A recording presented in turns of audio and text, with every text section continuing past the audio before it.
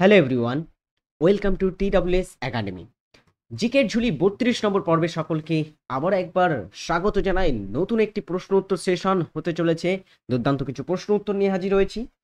আজকের ক্লাসে আমরা গুরুত্বপূর্ণ প্রশ্ন তো আলোচনা করব, তার সঙ্গে আমরা একটু প্রতিদিন যেমন প্র্যাকটিসটাও দ্রুত করে থাকি, বেশি বেশি কোশ্চেন নিয়ে আলোচনা করার চেষ্টা করি, তো আজকেও কিন্তু করা হবে। অবশ্যই সকলে ক্লাসে যুক্ত হচ্ছে যারা, চ্যানেলটিকে সাবস্ক্রাইব না করে রাখলে সাবস্ক্রাইব করে দেবে এবং সমস্ত চাকরির প্রস্তুতি নেওয়ার জন্য আমাদের টেলিগ্রাম চ্যানেল, সেখানেও তোমরা যুক্ত থাকতে পারো। ফ্রি লাইভ ক্লাসের লিঙ্ক তোমরা সেখানে পেয়ে যাবে। প্রথম প্রশ্ন, কোপাই ও বক্রেশ্বর দুটো নদী, এই দুটো নদী মিলিত প্রবাহের নাম কি? হলদি, রূপনারায়ণ, কুলা এবং জলঢাক। দ্রুততা সহকারে অ্যান্সারটা করে ফেলো। কোপাই, কোপাই নদীটা, এটা আমি কয়েকদিন আগেই বলেছিলাম। কোপাই, দ্বারকা, ব্রাহ্মণী, এই সমস্ত নদীগুলি, বক্রেশ্বর, এগুলি হচ্ছে সব কোপাই ও বক্রেশ্বর, এগুলো হচ্ছে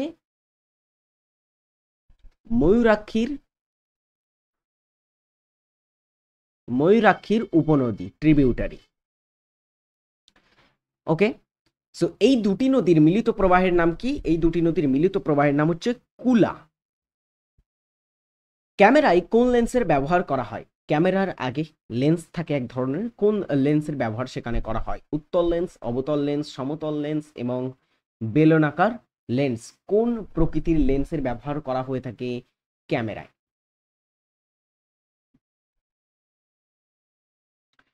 ক্যামেরায় ব্যবহার করা হয় কোন প্রকৃতির লেন্স? ক্যামেরায় ব্যবহৃত হয়ে থাকে উত্তল লেন্স। উত্তল লেন্স, রাইট অ্যান্সার। পরেরটা, নিম্নের কে ছিলেন একমাত্র প্রধানমন্ত্রী যিনি আরবিআই এর গভর্নর ছিলেন? রিজার্ভ ব্যাংক অফ ইন্ডিয়া আমাদের ভারতের ব্যাংকিং ব্যবস্থাটাকে নিয়ন্ত্রণ করে থাকে, আমরা জানি আরবিআই। সো এই আরবিআই আর্থিক নীতির সঙ্গে সরাসরিভাবে যুক্ত, জানি আমরা। আরবিআই এর একজন কিন্তু আমাদের ভারতের প্রাক্তন প্রধানমন্ত্রী, তিনি আরবিআই এর গভর্নর ছিলেন। তিনি কে? তিনি হচ্ছেন আমাদের ভারতের প্রাক্তন প্রধানমন্ত্রী ডক্টর মনমোহন সিং। মনমোহন সিং হচ্ছেন ভারতের প্রথম শিখ প্রধানমন্ত্রী ছিলেন। শিখ ধর্মাবলম্বীদের মধ্য থেকে প্রথম প্রধানমন্ত্রী ছিলেন।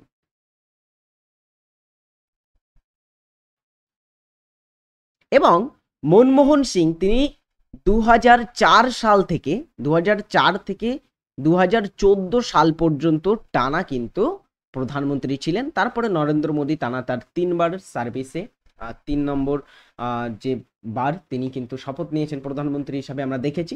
সো এর আগে তিনি কিন্তু প্রধানমন্ত্রী ছিলেন। এছাড়া মনমোহন সিং ভারতের অর্থমন্ত্রীর দায়িত্ব পালন করেছেন। অর্থমন্ত্রী, পররাষ্ট্রমন্ত্রী এবং রাজ্যসভার সাংসদ। এই 2019 থেকে 2024 সাল পর্যন্ত তিনি রাজ্যসভার সাংসদ কিন্তু ছিলেন। ওকে, প্রাক্তন অর্থমন্ত্রীও তিনি ছিলেন। কাকে ঐতিহ্যবাহী আধুনিকতাবাদী বা ট্রেডিশনাল মডার্নাইজার বলা হয়?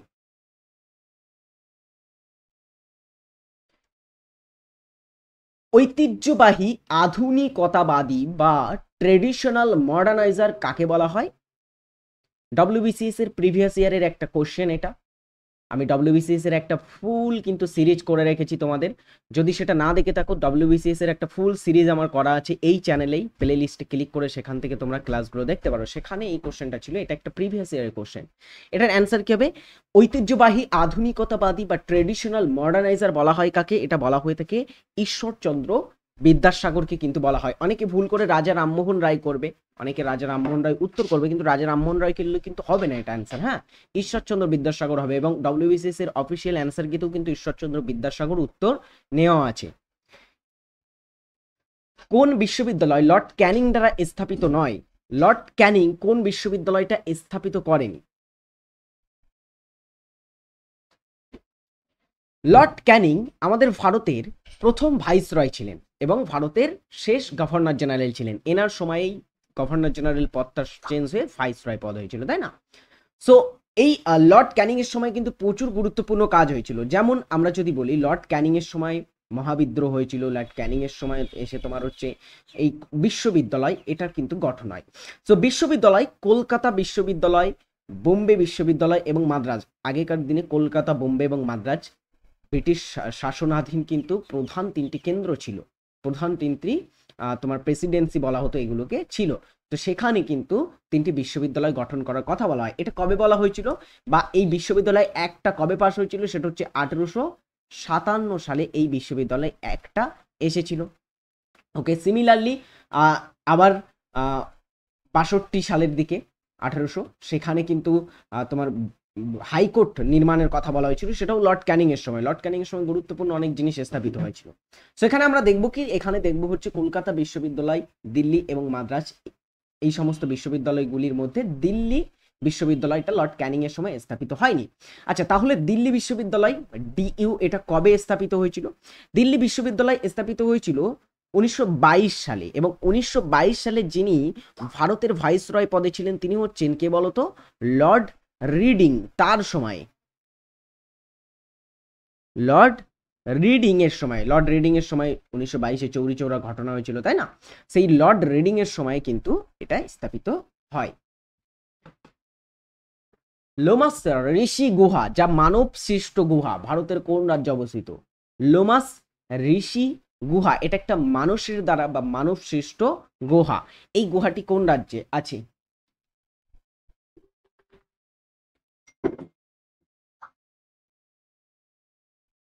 এই গুহাটি আছে কোথায়? এই গুহাটি আছে বিহার রাজ্যে। Option D is right answer. নিষ্ক্রিয় গ্যাসের মধ্যে সবচেয়ে ভারী গ্যাস কোনটি? নিষ্ক্রিয় গ্যাসের মধ্যে সবচেয়ে ভারী কোনটি?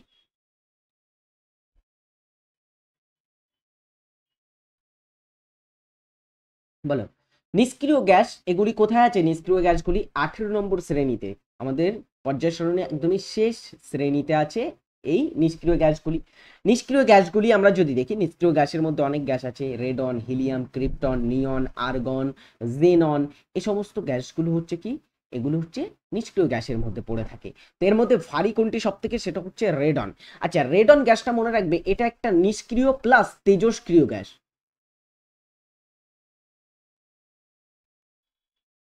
নিষ্ক্রিয় এবং তার সঙ্গে তেজস্ক্রিয় একটা কিন্তু গ্যাস। এই গ্যাসটার বা রেডনের যদি আমরা পারমাণবিক সংখ্যা বলি, কত? এর পারমাণবিক সংখ্যা হচ্ছে 86 এবং ভর হচ্ছে 222 হচ্ছে ভর। নন্দাদেবী কোথায় অবস্থিত? নন্দাদেবী শৃঙ্গ, এই শৃঙ্গটি কোথায় অবস্থিত? One of the highest peak আমাদের হিমালয় পর্বতমালাতে এরকম প্রচুর পিক আছে যেগুলো অনেক অনেক উচ্চ কিছু পিক আমরা দেখতে পাই, যার মধ্যে নন্দাদেবী একটি। সো নন্দাদেবী এই যে শৃঙ্গ, নন্দাদেবী শৃঙ্গটা হিমালয়ের কোন অংশে অবস্থিত? হিমালয়ের বিভিন্ন অংশ আমরা দেখেছি। হিমালয়ের যদি আমরা এটাকে যদি আমরা হিমালয়ের পূর্ব পশ্চিমে লম্বালম্বিভাবে ভাগ করি, তাহলে উচ্চ হিমালয়, মধ্য হিমালয় এবং নিম্ন হিমালয় বা পূর্ব হিমালয় একটা আমরা পাবো। সো পূর্ব হিমালয়ের মধ্যে কোন হিমালয় এটা আসে? এটা হচ্ছে আসে উচ্চ হিমালয়, যেটা বেশিরভাগটা তোমার হচ্ছে হিমাচল প্রদেশ, উত্তরাখণ্ড এবং তোমার হচ্ছে লাদাখ, জম্মু কাশ্মীর অঞ্চলে আছে। তো এখানে কুমায়ুন হিমালয়, যেটাকে উত্তরাখণ্ড হিমালয় বলা হয়, এটাকে বলা হয় উত্তরাখণ্ড হিমালয় বলা হয়। ওকে, সো এটাতে কিন্তু এই নন্দাদেবী শৃঙ্গটা অবস্থিত। এছাড়া কুমায়ুন হিমালয়ে গুরুত্বপূর্ণ কয়েকটা জিনিস মনে রাখবে। এখানে তাল হ্রদ দেখতে পাওয়া যায়। তাল হ্রদ বলতে কি বোঝায়? তাল মানে হচ্ছে হিমাবহ সৃষ্ট হ্রদগুলোকে বলা হয়ে থাকে কি, সেগুলোকে তাল বলা হয়। সো বিভিন্ন তাল আছে, নৈনিতাল, সাততাল, ভীমতাল, এগুলো সব উত্তরাখণ্ড রাজ্যে অবস্থিত এবং এই তালগুলো হচ্ছে উত্তরাখণ্ডের এই কুমায়ুন হিমালয়ে অবস্থিত। এছাড়া এখানে আমরা তোমার বিভিন্ন প্রধান প্রধান গিরিপথ দেখতে পাই। হ্যাঁ, পরের প্রশ্ন, লিপুলেক গিরিপথ এখানকার একটা বিখ্যাত গিরিপথ, মনে রাখবে এটা। নেক্সট ইজ তাগফি কি ছিল? তাগফি একটা কি আসলে? বলো বাবা, তাগভিটা কি? এটা হচ্ছে একটা ঋণ। তাকবি হচ্ছে একটা ঋণ, এটা কৃষক ঋণ। তাকবি ঋণটা আমাদের ভারতে মোহাম্মদ ঘুরি কর্তৃক কিন্তু ভারতে এসেছিল, কিন্তু এটাকে পাকাপাকি ভাবে একজন কিন্তু এটাকে ইন্ট্রোডিউস করেছিল বা একজন কিন্তু এই তাকবি লোনটাকে দেওয়া শুরু করেছিল সরকারিভাবে। তার নাম হচ্ছে মোহাম্মদ বিন তুগলক। তো আমরা বলতে পারি মোহাম্মদ বিন তুগলক ইনি কিন্তু এই তাকবি ঋণটা চালু করেছিলেন, এরকম বললেও কিন্তু এটা সঠিক হবে। কত খ্রিস্টাব্দে উত্তর ও দক্ষিণ দিনাজপুরের জন্ম হয়? দুটি আলাদা আলাদা ডিস্ট্রিক্ট আমাদের পশ্চিমবঙ্গের। উত্তর ও দক্ষিণ দিনাজপুর, একটা সময় দিনাজপুর বলে একটা অঞ্চল, দিনাজপুর বলে একটা অঞ্চল ছিল, এর কিছুটা বাংলাদেশে চলে গেছে, বাংলাদেশের অঞ্চলে আছে, কিছুটা আমাদের পশ্চিমবঙ্গে ছিল। তো তার মধ্যে পশ্চিমবঙ্গে যে দিনাজপুর অঞ্চল ছিল সেটাকে 1992 সালে দুইটি ভাগে ভাগ করে একটা উত্তর একটা দক্ষিণ দিনাজপুরের নাম দেওয়া হয়। পরেরটা হচ্ছে একটা হোমওয়ার্ক দেওয়া থাকবে, বক্সা জাতীয় উদ্যানটি কোন রাজ্যে অবস্থিত? এটা তো খুবই ইজি, এর মতো ইজি কোশ্চেন হয়ই না। বক্সা জাতীয় উদ্যান কোথায় অবস্থিত? তো যতজন ক্লাস দেখছো এই ক্লাসটি সকলেই কিন্তু এটার উত্তর করে যাবে। উত্তর না করলে কিন্তু আমি ভাববো তোমাদের পড়াশুনো একদমই হচ্ছে না, শুধুমাত্র টাইম পাস করতে ক্লাস করছো। যদি পড়াশুনো করার জন্য ক্লাস করো তাহলে এই সমস্ত প্রশ্নগুলোর উত্তর করবে, একদমই ইজি প্রশ্ন। বক্সা জাতীয় উদ্যানটি কোন রাজ্যে অবস্থিত? পরেরটা, পুলিৎজার পুরস্কার পেয়েছেন প্রথম কোন ভারতীয় মহিলা? প্রথম ভারতীয় মহিলা হিসেবে পুলিৎজার পুরস্কার কে পেয়েছিলেন? পুলিৎজার পুরস্কার, এই পুরস্কারটা কলম্বিয়া বিশ্ববিদ্যালয় থেকে প্রদান করা হয়, মার্কিন যুক্তরাষ্ট্রের কলম্বিয়া বিশ্ববিদ্যালয় থেকে 1917 সালে প্রথম পুলিৎজার পুরস্কারটা প্রদান করা হয়। জোসেফ পুলিৎজারের নাম অনুসারে এটা নামাঙ্কিত করা হয়েছে। এবং কোন ক্ষেত্রে দেওয়া হয়? এটার যদি আমরা ক্ষেত্র বলে থাকি, পুলিৎজার পুরস্কারে এটা সাহিত্যে দেওয়া হয়, সাহিত্য,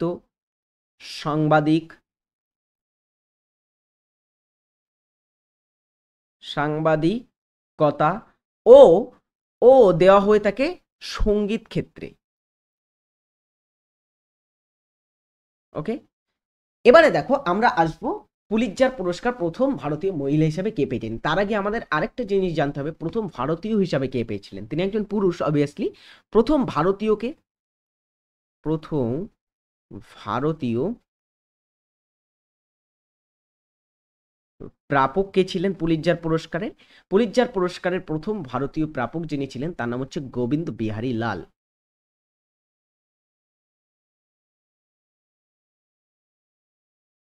গোবিন্দ বিহারী লাল তিনি প্রথম পেয়েছিলেন। এটা কবে পেয়েছিলেন? তিনি পেয়েছিলেন 1937 সালে। এবার চলে আসো, প্রথম মহিলা হিসাবে কে পেয়েছিলেন? তিনি হচ্ছেন ঝুম্পা লাহিড়ী। ইনি একজন লেখক আমরা জানি, তো অবভিয়াসলি তিনি কোন ক্ষেত্রে পেয়েছিলেন? সাহিত্য ক্ষেত্রে। তো ঝুম্পা লাহিড়ী 2000 সালে কিন্তু এসে প্রথম ভারতীয় হিসাবে এই পুরস্কারটি জিতেছিলেন মহিলা হিসাবে। নিম্নে বর্ণিত ভারতীয় সংবিধানের কোন আর্টিকেলটি রাষ্ট্রপতি নির্বাচনের সাথে যুক্ত? রাষ্ট্রপতির নির্বাচনের সাথে যুক্ত কোন আর্টিকেলটি?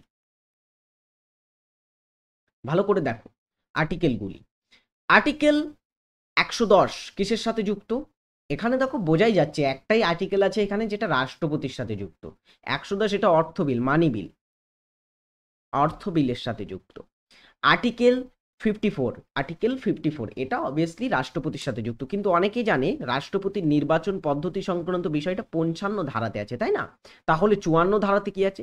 54 ধারাতে রাষ্ট্রপতি নির্বাচনী সংস্থা বা রাষ্ট্রপতি নির্বাচন করবেন যে সংস্থা সেটা বর্ণনা করা হয়েছে। রাষ্ট্রপতি নির্বাচন কারা করবেন?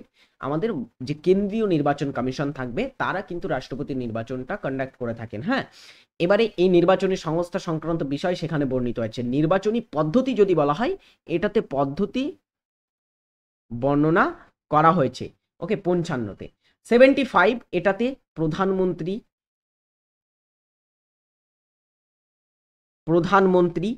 কেন্দ্রীয় মন্ত্রিসভার গঠন এবং রাষ্ট্রপতি কর্তৃক প্রধানমন্ত্রীর নিয়োগ এবং অন্যান্য যে সমস্ত মন্ত্রীরা থাকেন তাদের রাষ্ট্রপতি কর্তৃক নিয়োগের কথা বলা হয়েছে 75-এ। আর 169 এটা হচ্ছে বিধান পরিষদ। বিধান পরিষদ। আমরা এরকম ছোট ছোট করে অনেকটা আর্টিকেল জেনে রাখবো একে একে, একদিনে অনেকগুলো করতে গেলে হবে না। তো এখানে রাইট অ্যান্সার হবে অপশন বি। পরেরটা, বাংলার শেষ স্বাধীন সুলতান। বাংলার শেষ স্বাধীন সুলতান কে ছিলেন? হুসেইন শাহ, গিয়াসউদ্দিন মাহমুদ শাহ, মাস্কট শাহ এবং আরেকজন হচ্ছেন ইলিয়াস শাহ। এই কোশ্চেনটা খুবই একটা ইম্পর্টেন্ট কোশ্চেন। দেখো, বাংলার শেষ স্বাধীন সুলতান বললে অ্যান্সারটা কি হবে? দেখো, তার আগে আমাদের জানতে হবে বাংলায় সুলতানি যুগটা শুরু হয়েছিল কবে এবং সুলতানি যুগের প্রথম শাসক কে ছিলেন। বাংলায় সুলতানি যুগের প্রথম যে বংশ ছিল সেটার নাম হচ্ছে ইলিয়াস শাহী বংশ। শামসুদ্দিন ইলিয়াস শাহ নামক একজন ব্যক্তি, তিনি প্রথম বাংলাতে সুলতানি বংশের প্রতিষ্ঠা করেন এবং ইলিয়াস শাহ হচ্ছেন প্রথম সুলতান। ইলিয়াস শাহ ছিলেন প্রথম সুলতান বাংলার। আর শেষ কে ছিলেন? শেষ ছিলেন গিয়াসউদ্দিন মাহমুদ শাহ, শেষ সুলতান। পেশির ক্লান্তির জন্য দায়ী কে? পেশির ক্লান্তির জন্য কোনটি দায়ী এখানে?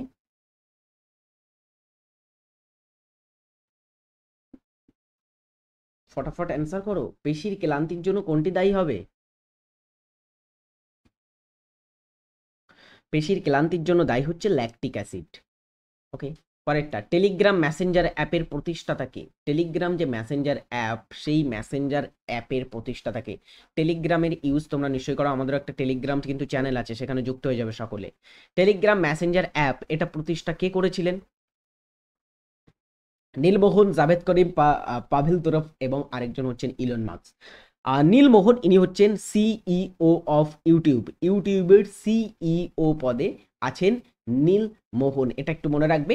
জাভেদ করিম তিনি ইউটিউবের প্রতিষ্ঠাতাদের মধ্যে একজন ছিলেন। জাভেদ করিম হচ্ছে ইউটিউবের প্রতিষ্ঠাতাদের মধ্যে একজন ছিলেন। ইউটিউবের সব থেকে পুরনো ভিডিও মি অ্যাট জু বলে এরকম একটা ভিডিও আছে, ইউটিউবের সব থেকে পুরনো ভিডিও, তোমরা সার্চ করে দেখতে পারো। সেটাতে যিনি আছেন তিনি জাভেদ করিম। জাভেদ করিম এই তোমার হচ্ছে এর একটা প্রতিষ্ঠাতা ছিলেন। পাভেল দুরভ ইনি একজন হচ্ছেন এই টেলিগ্রাম মেসেঞ্জার অ্যাপের এবং ভিকে এর প্রতিষ্ঠাতা। ভিকে যে অ্যাপ এবং টেলিগ্রাম অ্যাপ এটার প্রতিষ্ঠাতা। ইলন ম্যাক্স আমরা জানি স্পেস এক্স, তারপরে তোমার হচ্ছে আরেকটা কি স্পেস এক্স এবং টেসলা, এই দুটোর প্রতিষ্ঠাতা তিনি।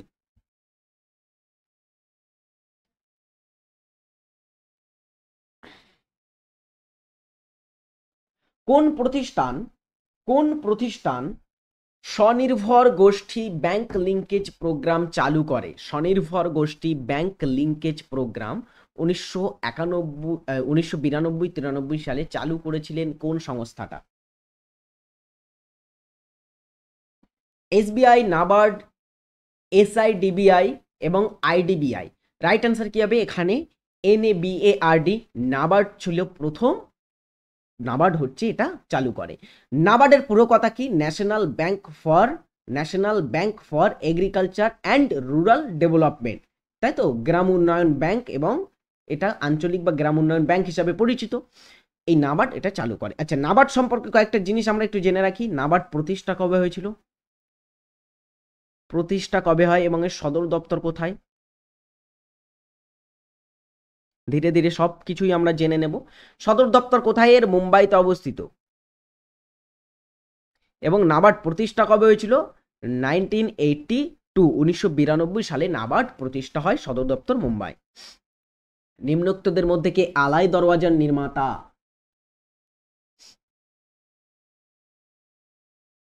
আলাই দরওয়াজা দুটো হয়ে থাকে, একটা হচ্ছে বুলন্দ দরওয়াজা, আমাদের প্রধানত দুটো দরওয়াজা সম্পর্কে পড়তে হয় ইতিহাসে। একটা হচ্ছে বুলন্দ দরওয়াজা, যেটা হচ্ছে আমাদের ভারতের সব থেকে বড় দরওয়াজা বলা যেতে পারে,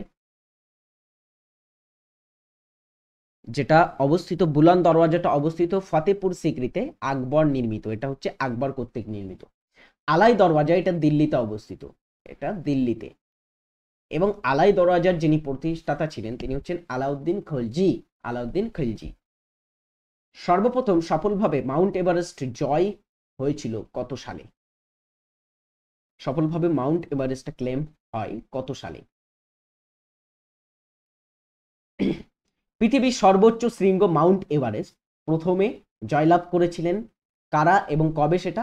এটা প্রথম 1953 সালে কিন্তু এর চূড়ায় কেউ পৌঁছেছিলেন। এবং কারা পৌঁছেছিলেন? নিউজিল্যান্ড থেকে, নিউজিল্যান্ডের একজন পর্বত আরোহী যার নাম হচ্ছে এডমন্ড হিলারি, এবং তার সঙ্গে আরেকজন ব্যক্তি যার নাম হচ্ছে তেনজিং নোরগে, তিনি শেরপা ছিলেন।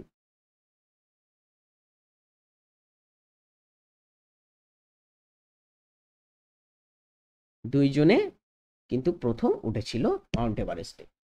ওকে ডিয়ার স্টুডেন্টস, একটু অ্যাড ব্রেক নেব সকলের কাছ থেকে, একটু মনোযোগ দিয়ে শোনো সকলে।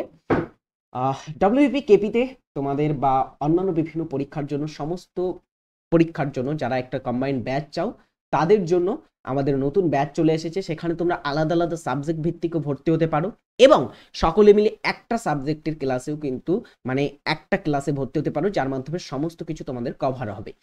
এখানে GK, GA, GS, maths, reasoning, ইংলিশের আলাদা আলাদা ব্যাচ আছে। তার সঙ্গে একটা ফুললি কম্বাইন্ড ব্যাচ আছে যেখানে সমস্ত টিচাররা তোমাদের সমস্ত সাবজেক্টটা একদমই বেসিক থেকে ক্লাস করাবে। তার সঙ্গে মক টেস্ট পাবে, তোমরা বিষয়ভিত্তিক ক্লাস পাবে। অবশ্যই এই সমস্ত ফিচার্স পেতে, এই সমস্ত ফিচার্সে ক্লাস করতে আমাদের তোমার হচ্ছে TWS একাডেমি অ্যাপ যেটা, সেটাকে তোমাকে ডাউনলোড করতে হবে। কিভাবে ডাউনলোড করবে? লিঙ্ক পেয়ে যাবে তোমরা ডিসক্রিপশনে, সেখান থেকে ডাউনলোড করতে পারো, অথবা আমাদের টেলিগ্রাম চ্যানেল সেখানে চলে যাবে। সেখানে ভিডিও করে দেওয়া আছে, আমাদের ইউটিউবে ভিডিও করে দেওয়া আছে, কিভাবে ভর্তি হতে হয়, প্রসেস সব কিছু বলে দেওয়া হয়েছে ক্লাস করার। তো টপ ক্লাস করতে আমাদের TWS একাডেমিকে যুক্ত হয়ে যাও।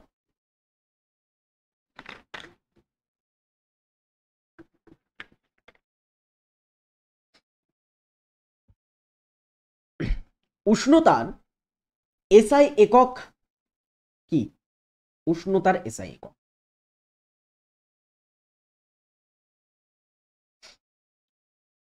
উষ্ণতা মানে কি? টেম্পারেচার। উষ্ণতা বা টেম্পারেচারের এসআই এককটা কি হবে? কেলভিন, ফারেনহাইট, সেলসিয়াস এবং জুল। এটা হচ্ছে কেলভিন। উষ্ণতার এসআই একক বা সিজিএস একক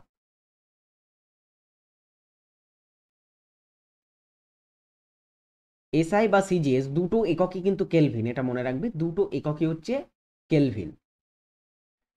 নিম্নলিখিতগুলির মধ্যে কে প্রথম ভারতীয় প্রধানমন্ত্রী পদ থেকে পদত্যাগ করেন? প্রথম ভারতীয় প্রধানমন্ত্রী কে ছিলেন যিনি প্রধানমন্ত্রী থাকাকালীন পদের থেকে পদত্যাগ করেছিলেন? তিনি কে?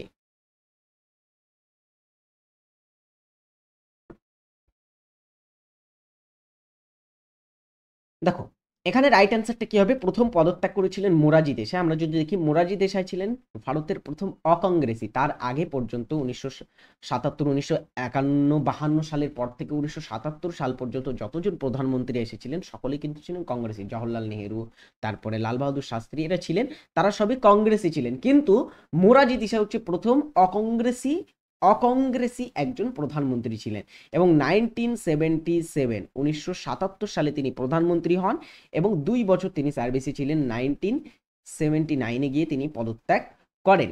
ওকে, এবং তিনি ছিলেন প্রথম অকংগ্রেসি। এটা বারবার মনে রাখবে, পরীক্ষায় কিন্তু আসে এটা।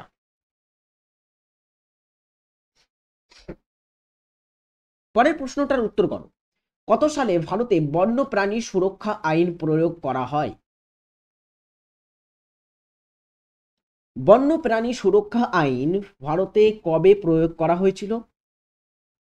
1972 সালে। রাকাব বন পশ্চিমবঙ্গের কোন জেলায় অবস্থিত?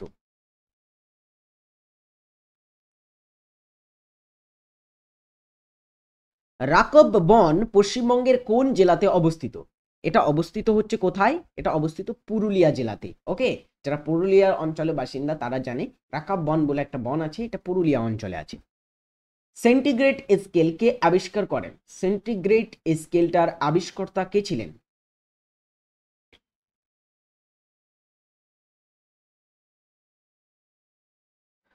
সেন্টিগ্রেড স্কেলের আবিষ্কর্তা হচ্ছে অ্যান্ড্রাস সেলসিয়াস। সেন্টিগ্রেড মানে সেলসিয়াস স্কেলকেই বোঝানো হচ্ছে, এটার আবিষ্কর্তা ছিলেন সেলসিয়াস, অ্যান্ড্রাস। পঞ্চরাত্র, পঞ্চতন্ত্র নয় কিন্তু, পঞ্চরাত্র নাটকটির রচয়িতা কে? এটা একটা সংস্কৃত সংস্কৃত নাটক এটা। ওকে, এই নাটকটার রচয়িতা কে ছিলেন? বিশাখ দত্ত, শূদ্রক, ফাঁস। এদের আমরা কয়েকটা একটু গ্রন্থ সম্পর্কে তোমাদের বলে রাখি। দেখো, বিশাখ দত্ত ইনি মুদ্রা রাক্ষস রচনা করেছিলেন। কি রচনা করেছিলেন? মুদ্রা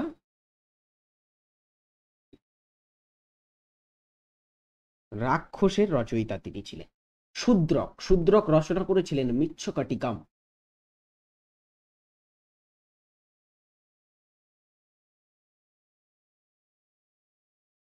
কমের রচয়িতা ছিলেন তিনি। বানভট্ট কদাম্বরীর রচয়িতা, কদাম্বরী এবং তার সঙ্গে হর্ষচরিত, এগুলির রচয়িতা তিনি ছিলেন। এক এক করে গ্রন্থগুলি জেনে রাখো। ফাঁস, দেখো ভাসের রচিত একটা গ্রন্থ ছিল এই পঞ্চরাত্র। আবারও বলছি পঞ্চতন্ত্র নয় কিন্তু পঞ্চতন্ত্র বিষ্ণু শর্মা, হ্যাঁ।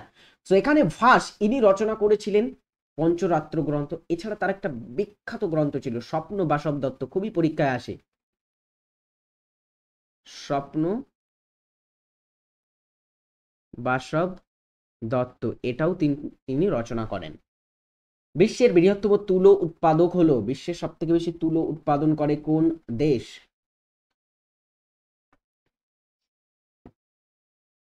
বিশ্বের বৃহত্তম তুলো উৎপাদক দেশ হচ্ছে কোনটি? এটা হচ্ছে ভারত, কিন্তু সব থেকে বেশি তুলো উৎপাদন করে। নেহেরু ট্রফি কোন খেলার সাথে যুক্ত? খুবই গুরুত্বপূর্ণ একটি প্রশ্ন, নেহেরু ট্রফিটা কোন খেলার সাথে যুক্ত?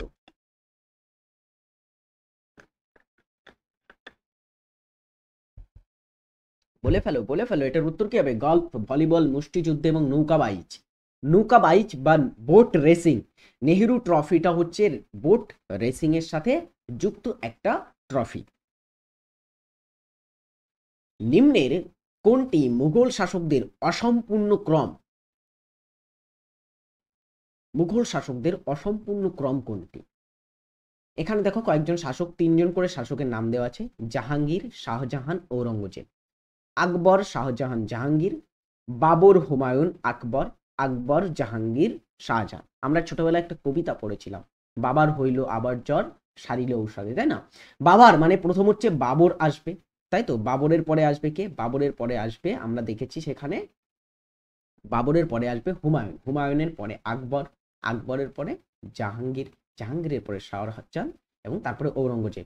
সেখানে জাহাঙ্গীর, তারপরে শাহজাহান এবং ঔরঙ্গজেব আছে, এটা একদমই সঠিক আছে। আকবরের পরে আছে শাহজাহান, আকবরের পরে কি শাহজাহান হয়? আকবরের পরে হয় জাহাঙ্গীর। তো আমরা উত্তর পেয়ে গেছি, option B is right answer. আকবরের পরে জাহাঙ্গীর হবে, জাহাঙ্গীরের পরে শাহজাহান হবে, তারপরে হবে ঔরঙ্গজেব, তাই তো? তো এখানে এটা পেয়ে গেছি আমরা, সঠিক উত্তর হবে অপশন বি, এটা একটা অসম্পূর্ণ ক্রম ছিল। কাপিলধারা জলপ্রপাত নিম্নলিখিত কোন নদীর উপর অবস্থিত?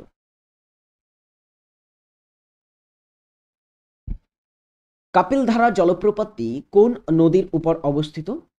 এটা নর্মদা নদীর উপরে। কোন রাজ্যে? মধ্যপ্রদেশ রাজ্যে। মধ্যপ্রদেশ রাজ্যে অবস্থিত এটা। নেক্সট ইজ রক্ত সংবহন এবং প্রবাহ আবিষ্কার করেন, সরি বদ্ধ সংবহন, বদ্ধ রক্ত সংবহন এবং প্রবাহ আবিষ্কার কে করেছিলেন? এটা করেছিলেন উইলিয়াম হার্ভে, এটার আবিষ্কর্তা উইলিয়াম হার্ভে। সিএও বা এটাকে আমরা বলে থাকি ক্যালসিয়াম অক্সাইড।